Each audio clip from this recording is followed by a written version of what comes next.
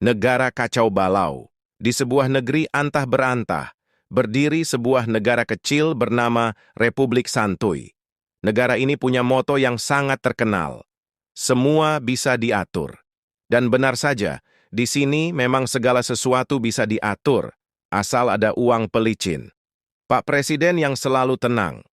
Di pucuk pemerintahan ada seorang pemimpin yang sangat disegani, Presiden tenang. Dia bukan karena karismatik atau visioner, tetapi karena tidak pernah kelihatan marah atau panik, walaupun negaranya sedang diambang kehancuran. Setiap kali ada skandal besar, Presiden tenang hanya tersenyum dan berkata dengan suara lembut, "Biar hukum yang bekerja." Ajaibnya, hukum memang bekerja, tapi hanya untuk menangkap rakyat kecil yang mencuri ayam. Sementara itu, pejabat yang mencuri miliaran, mereka bukan ditangkap, malah dipromosikan. Anggaran hilang, solusi cemerlang. Suatu hari, Menteri Keuangan, Bu Tipu-Tipu, memberikan pengumuman mengejutkan. Anggaran negara telah menghilang. Saat dia membuka kas negara, isinya hanya ada selembar kertas bertuliskan, "Maaf, saya pinjam dulu. Salam, teman lama."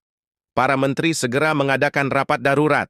Suasana tegang, semua saling tuduh dan saling lempar tanggung jawab. Sampai akhirnya Menteri Ekonomi Pak Mark Up mengajukan ide brilian. "Kita buat proyek jembatan ke bulan." Semua menteri langsung bertepuk tangan.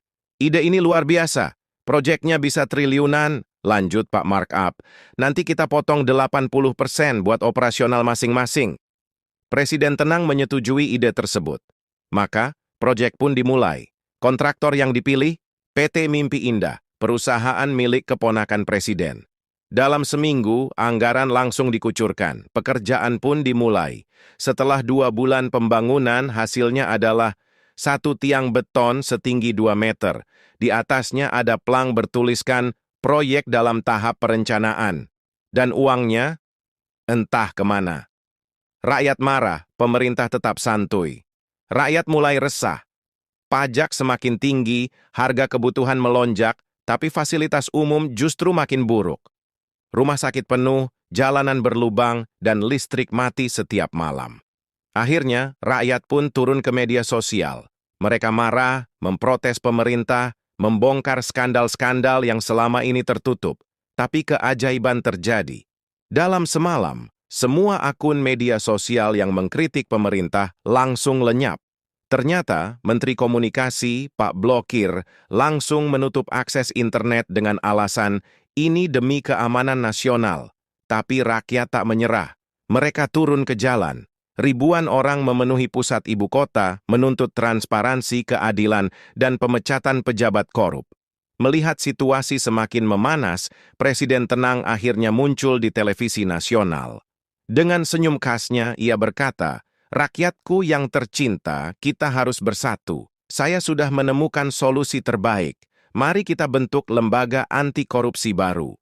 Semua orang langsung terdiam. Sebagian rakyat mulai berharap, mungkinkah kali ini ada perubahan? Beberapa bulan kemudian, lembaga itu pun dibentuk, namanya Komisi Santuy. Dan siapa yang ditunjuk menjadi ketua pertamanya? Pak Mark Up. Akhir yang bahagia bagi mereka. Setelah lembaga itu berdiri, suasana kembali damai. Pejabat tetap bisa menjalankan proyek-proyek absurd. Rakyat tetap diminta bersabar.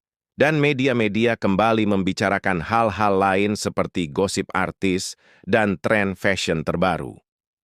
Para pejabat semakin kaya, sementara rakyat semakin kreatif mencari cara untuk bertahan hidup. Bahkan ada inovasi baru. Oksigen dalam botol kecil dijual dengan label udara bersih premium. Satu-satunya yang berubah di Republik Santuy adalah moto negara yang kini berbunyi, "Kalau mau jujur, jangan di sini.